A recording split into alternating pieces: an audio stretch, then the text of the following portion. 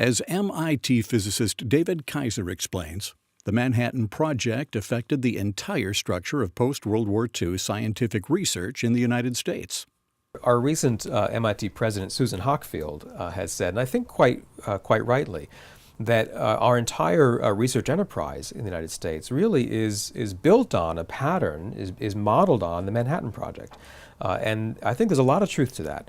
So the assumptions behind how basic research should be done, let alone applied projects or mission-oriented work, but even very basic research, which might not have an immediate payoff or immediate application, that was the system for supporting that kind of work really was fastened in a hurry, under great duress, during World War II in the United States.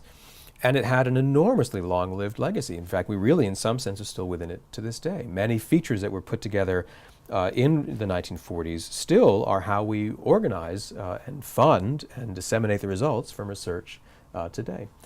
The Manhattan Project's work also led to discoveries in many new fields.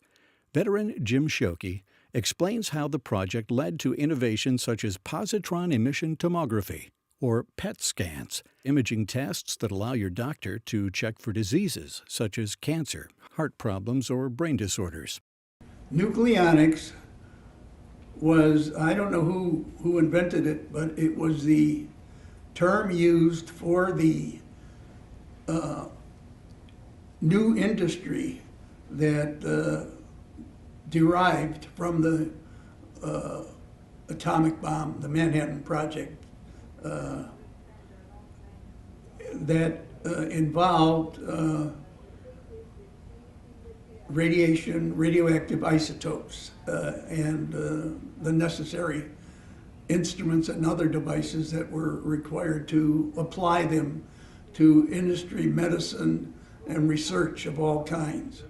I don't think the American public knows of all of the wonderful applications that have come from the nucleonics industry. They may not even tie to the atom bomb or to the Manhattan Project. For example, if we hadn't had a Manhattan Project, I don't think we would have had PET scanners.